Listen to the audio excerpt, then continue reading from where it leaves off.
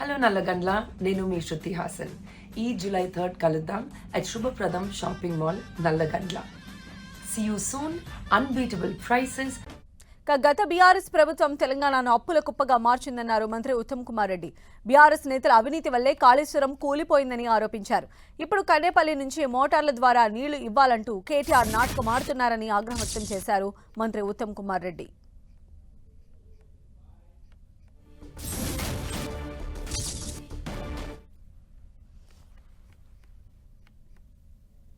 పదేళ్ల పాటు బీఆర్ఎస్ ప్రభుత్వం ఇరిగేషన్ శాఖని, ఇరిగేషన్ ప్రాజెక్టులని సర్వనాశనం చేసింది. టోటల్ కొలాప్స్కి తీసుకొచ్చారు.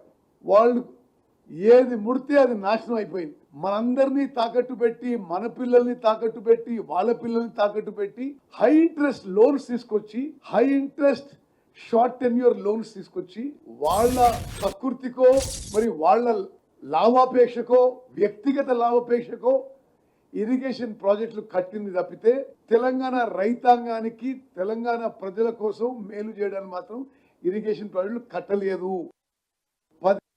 1.81 lakh crores 10 ఏళ్లలో బారో చేయడం కానీ, ట్యాక్స్ పేయర్స్ పని కానీ గత బీఆర్ఎస్ ప్రభుత్వం ఖర్చు పెట్టింది. 1.81 lakh crores. భారతదేశంలో ఏ రాష్ట్రం ఇంతగానో ఖర్చు పెట్టలే. అండ్ దాని కింద వాళ్ళు చూపెట్టడానికి ఏముంది? కూలిపోయిన కాళేశ్వరం ప్రాజెక్టు, ఒక్కెకరం ఇవ్వలేని పాలమూరు రంగారెడ్డి ప్రాజెక్టు, ఒక్కెకరం ఇవ్వని సీతారామ ప్రాజెక్టు, పూర్తిగాని దేవాదుల ప్రాజెక్టు, పూర్తిగాని కల్వకుర్తి, నెట్టెంపాడు, భీమా, కోయిల్ సాగర్ అన్ని అసంపూర్తిగా వదిలేశారు. అంటే 1,81,000 కోట్లు ఖర్చు పెట్టి ఒక్క ప్రాజెక్టు కూడా పూర్తి చేయలేదు. నామమాత్రం ఆయకట్టే రావడం జరిగింది. మరి శాఖ నిర్వహణ కూడా పూర్తిగా అస్తవ్యస్తంగా ఆ 10 ఏళ్ల పాటు జరిగింది. అన్నారం బ్యారేజు ఫౌండేషన్ ఈ సస్పెక్ట్, అనుమానాస్పదం. ఈ సీకండ్ పైల్ ఫౌండేషన్ ఇది ప్రాపర్గా లేదు, ఇక్కడ నీళ్లు స్టోరేజ్ చేసుకోలేము అని స్పష్టంగా ఎన్డీఎస్ఏ 1-10 సార్లు రాసిచ్చిండ్రు. మళ్ళీ అన్నారం నుంచి సుందిలకు లిఫ్ట్ చేయాలి. సుందిల బ్యారేజ్ కూడా అదే సేమ్ సీకండ్ పైల్ ఫౌండేషన్ ఉంది, ఇది కూడా సస్పెక్ట్ ఉంది, వాడలేమని చెప్పి ఎన్డీఎస్ఏ రాసిచ్చిండ్రు. మరి ఇప్పుడు ఆ పంప్ హౌస్ నుంచి నీళ్లు లిఫ్ట్ చేసి ఎక్కడ తీసుకుపోవాలి? వాళ్ళు కట్టిన డిజైన్ లోపంలో ఆ పంప్ హౌస్ నుంచి అన్నారంకి లిఫ్ట్ చేయాలి, అన్నారం నుంచి సుందిలకు లిఫ్ట్ చేయాలి, సుందిల నుంచి ఎల్లంపల్లికి లిఫ్ట్ చేయాలి, ఎల్లంపల్లి నుంచి ఉపయోగించుకోవాలి. ఇప్పుడు అన్నారం బ్యారేజ్ ఉపయోగించుకునే పరిస్థితి లేదు, సుందిలో ఉపయోగించుకునే పరిస్థితి లేదు. ఆ లెవెల్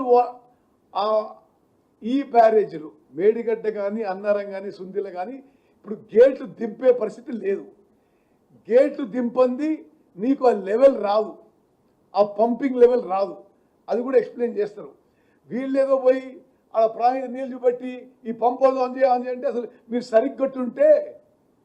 సరిగ్గట్టుంటే ప్రాజెక్టు ఈ పరిస్థితి దాపరించకపోయేది, అంత బాగానే ఉండేది. అన్నారం బ్యారేజు ఫౌండేషన్ ఇస్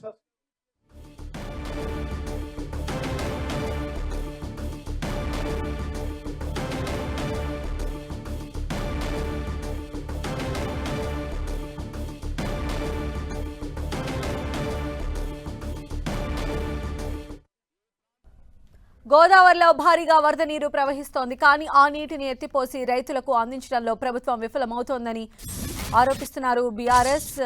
మరోవైపు కాళేశ్వరం ప్రాజెక్టులో ఇంజనీరింగ్ లోపాలు ఉన్నాయని, ప్రజా ధనాన్ని దుర్వినియోగం చేశారని కాంగ్రెస్ ప్రభుత్వం విమర్శలు గుప్పిస్తోంది.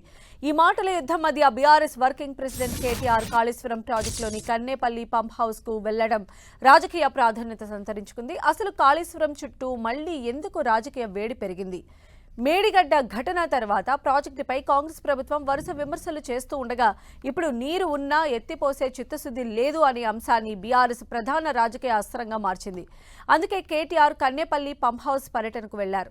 కాళేశ్వరం ప్రాజెక్టు పూర్తి స్థాయిలో పనిచేసే రోజుకు దాదాపు 2 టీఎంసీల వరకు నీటిని ఎత్తిపోసే సామర్థ్యం ఉందని, గోదావరిలో నీరు సమృద్ధిగా ఉన్న ఈ సమయంలో పంపులను వినియోగించకపోవడం రైతుల ప్రయోజనాలకు విరుద్ధమని బీఆర్ఎస్ వాదిస్తోంది. ఇక మేడిగడ్డలో సమస్య ఉందనే పేరుతో మొత్తం కాళేశ్వరం ప్రాజెక్టు మొత్తాన్ని నిలిపివేయడం సరికాదని గులాబీ నేతలు విమర్శిస్తున్నారు. అన్నారం, సుందిళ్ల, కన్నేపల్లి వంటి నిర్మాణాల ద్వారా సాధ్యమైనంత మేర నీటిని ఎత్తిపోసే అవకాశం ఉన్నా ప్రభుత్వం ఉపయోగించుకోవడం లేదని ఆరోపిస్తున్నారు.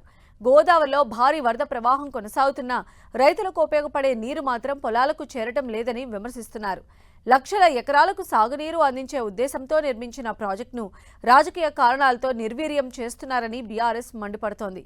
గోదావరిలో వస్తున్న వరద నీటిని సద్వినియోగం చేసుకోవాల్సిన సమయంలో చేతులు ముడుచుకుని కూర్చుందని ప్రభుత్వాన్ని టార్గెట్ చేస్తోంది. కన్నేపల్లి పంప్ హౌస్ ను వెంటనే పూర్తి స్థాయిలో వినియోగించాలని, మేడిగడ్డ మరమ్మతులు ఒకవైపు కొనసాగుతూనే అందుబాటులో ఉన్న మిగిలిన వ్యవస్థ ద్వారా నీటిని ఎత్తిపోసే అవకాశం ఉందంటున్నారు బీఆర్ఎస్ నేతలు. కాంగ్రెస్ ప్రభుత్వం మాత్రం భిన్నమైన వాదన వినిపిస్తోంది. కాళేశ్వరం ప్రాజెక్టులో తీవ్రమైన ఇంజనీరింగ్ లోపాలు బయటపడ్డాయని, మేడిగడ్డ ఘటన దానికి నిదర్శనమని సాగునీటి శాఖ మంత్రి ఉత్తమ్ కుమార్ రెడ్డి చెబుతున్నారు. ఈ క్రమంలో కాళేశ్వరం బ్యారేజీల నిర్మాణంపై ప్రభుత్వం తన వైఖరిని మరోసారి స్పష్టం చేసింది. మేడిగడ్డ, అన్నారం, సుందిళ్ల బ్యారేజీల మరమ్మతులు పూర్తయ్యాక జాతీయ డ్యాం భద్రతా సంస్థ ఎన్డీఎస్ఏ, కేంద్ర జల సంఘం సాంకేతిక అనుమతులు ఇచ్చిన తర్వాతే వాటిని తిరిగి వినియోగంలోకి తీసుకువస్తామని చెబుతున్నారు. ప్రజల భద్రత విషయంలో ఎలాంటి రాజీ ఉండదని, 1,10,000 కోట్ల ప్రజాధనంతో నిర్మించిన ఈ ప్రాజెక్టును శాస్త్రీయ పద్ధతిలో పునరుద్ధరిస్తున్నామని మంత్రి స్పష్టం చేశారు. ఇలా ఎవరి వాదన వారు వినిపిస్తూ ఉండగా కేటీఆర్ కన్నేపల్లి పర్యటన రాజకీయ ప్రాధాన్యత సంతరించుకుంది.